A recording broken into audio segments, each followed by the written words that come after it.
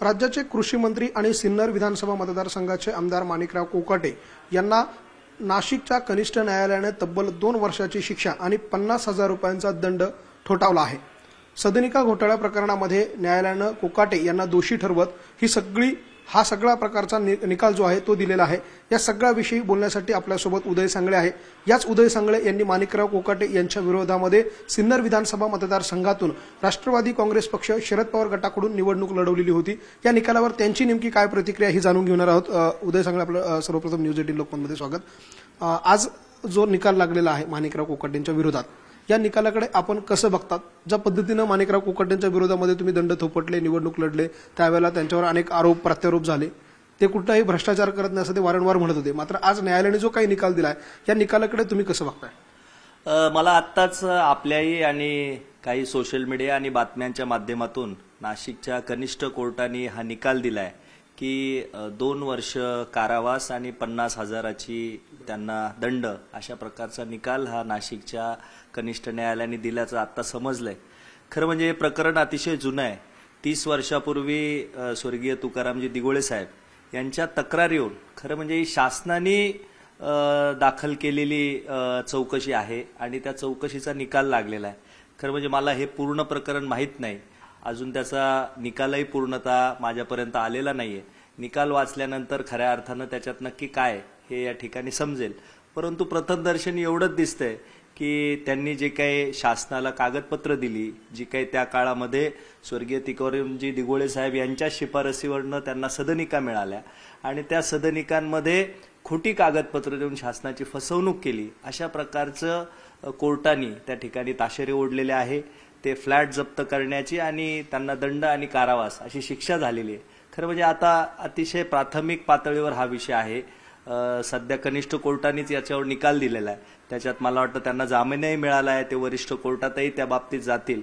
मी अधिक त्याच्यात माहिती न घेतल्यामुळं मला अधिक बोलता येणार नाही, परंतु निश्चितच जे काही कोर्टाने दिलंय ते एक राज्याचे कृषी मंत्री म्हणून, एक लोकप्रतिनिधी म्हणून हे निश्चितच कुठंतरी तालुका म्हणून किंवा शासन म्हणून हे निश्चितच चुकीचं आहे, हे सर्वसामान्य माणसाला निश्चितपणाने यातून जाणवेल।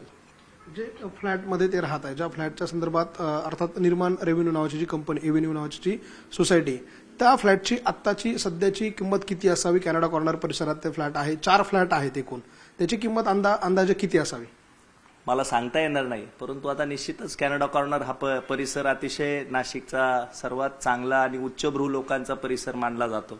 त्याची किंमत आणि काय असेल ही मी आता सांगू शकत नाही, किंवा त्या बाबतीत मी अधिक खोलातही आधी काही जाण्याचं काही कारणही नाहीये।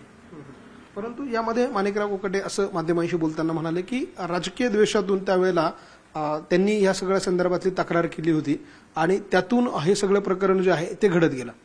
राजकीय द्वेष हा एका व्यक्तीपुरता मर्यादित असू शकतो, परंतु ज्यावेळेस मेहरबान कोर्ट हा काही निकाल देतं ते अनेक बाजू तपासून आणि जवळजवळ 30 वर्ष ही केस चाललेली, त्यामुळे राजकीय विरोध, राजकीय प्रकार हा एका तक्रारीपुरता मर्यादित असू शकतो। परंतु ज्यावेळेस मेहरबान कोर्ट निकाल देतं त्यावेळेस आपण त्या कोर्टाला असं म्हणू शकत नाही की कोर्टाने राजकीय द्वेष म्हणून हा निकाल दिलाय। हा मेहरबान कोर्टाचा निकाल आहे, हा दिघोळे साहेब किंवा कुठल्या व्यक्तीचा निकाल नाहीये। आपण बघितलं की यापूर्वी अनेक नेत्यांना शिक्षा लागते कोर्टाकडनं, ज्यावेळेला सुनावणी होते त्या प्रकरणामध्ये शिक्षा लागते त्यावेळेला त्यांचा राजीनामा घेतला जातो, राजीनामा मागितला जातो, पद रद्द होतं। आपली या सगळ्या प्रकरणानंतर आपण विरोधक म्हणून काम केलं, आपली या सगळ्या निकालानंतर सामान्य सिन्नरकरांची फसवणूक झाली आहे असं आपल्याला वाटतं का? आणि तुमची मागणी नेमकी काय असणार आहे? नाही, मागणी करून राजीनामे होतात अशातली आत्ताची काही व्यवस्था राहिलेली नाहीये। हा एक आता इतिहास झालाय की आपण कुणाची काही मागणी केली आणि जनतेचा रोष म्हणून त्यांनी राजीनामा दिला। हा ज्याच्या त्याच्या नैतिकतेचा प्रश्न आहे आणि त्यामुळं नैतिकता म्हणून त्या व्यक्तिमत्वानी, त्या नेतृत्वानी किंवा त्यांच्या पक्षांनी काय निर्णय घ्यावा हा खरं म्हणजे त्यांचा नैतिकतेचा प्रश्न आहे। त्यांनी राजीनामा दिला पाहिजे असं वाटतं?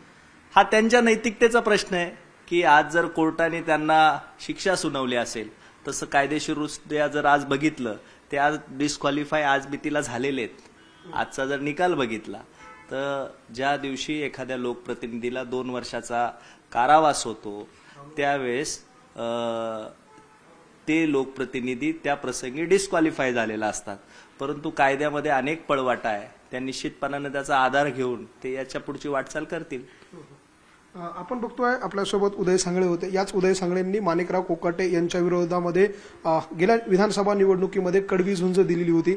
आता पुन्हा एकदा त्यांनी कोकाटे यांच्यावरती सौम्य पद्धतीनं प्रतिक्रिया दिलेली आहे. या सगळ्या प्रकरणाचा निकाल हातात ज्या वेळेला त्यावेळेला पूर्ण बोलतील. मात्र त्यांनी या सगळ्या प्रकरणानंतर मेहरबान न्यायालयाने जो काही निकाल दिलाय त्या निकालानंतर तरी त्यांनी नैतिकता दाखवणं आवश्यक आहे आणि त्यातून त्यांनी राजीनाम्यासारखं जी भूमिका आहे ती घेणं अपेक्षित आहे. अशा प्रकारचीच भूमिका जी आहे ती उदय सांगळे यांनी व्यक्त केली आहे. त्यामुळे आता या सगळ्या प्रकरणात पुढे नेमकं काय होतं हे बघणं महत्त्वाचं असेल.